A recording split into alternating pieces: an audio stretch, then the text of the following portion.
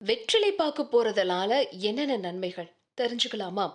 First, மூளை மற்றும் இதய ஆரோக்கியம்.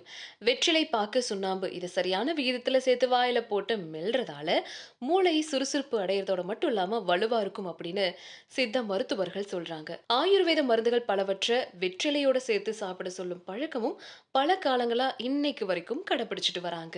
2வது, ஆண்மை பிரச்சனை. வெற்றிலை பாக்கு போடும் பழக்கம் இருந்தா கருத்தரிப்பு மையங்கள் பக்கம் போற வாய்ப்பை தவிர்த்து விடலாம் அப்படின்னு நிபுணர்கள் சொல்றாங்க.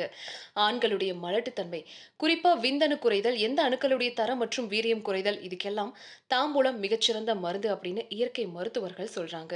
வெற்றிலையில் இருக்கிற ஹைட்ராக்சி சாவிக்கோல் அப்படிங்கிற கலவை ஆண்களுடைய விதைப்பையை வலுப்படுத்துறதோட விதைப்பை புற்றுநோய் வராம தடுக்கும். விந்தணுவிற்கு உயிர் கொடுக்கும் ஆற்றல் வெற்றிலைக்கு இருக்குங்க. மன அழுத்தம், வெற்றிலை பாக்க நல்லா மென்னு சாப்பிட்றதால மன அழுத்தம் மற்றும் பதற்றம், மனசுல நிம்மதி பிறக்கும் அப்படின்னு நிபுணர்கள் சொல்றாங்க.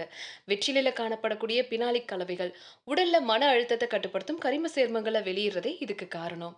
நீரிழிவு நோய், வெற்றிலையில ரத்த சர்க்கரையை குறைக்கிற பண்புகள் இருக்கு. அதனால சாப்பிட்டதுக்கு அப்புறமா வெற்றிலை பாக்கு போறதால செரிமானம் சிறப்பா இருக்கிறதோட ரத்த சர்க்கரை அளவு சாப்பிட்டதுக்கு அப்புறமா சட்டுன்னு அதிகரிக்கிறது தடுக்கப்படுது. சுவாச பிரச்சனை, வெற்றிலைக்கு ஆயுர்வேத மருத்துவத்துல முக்கியமான பங்கு இருக்குங்க.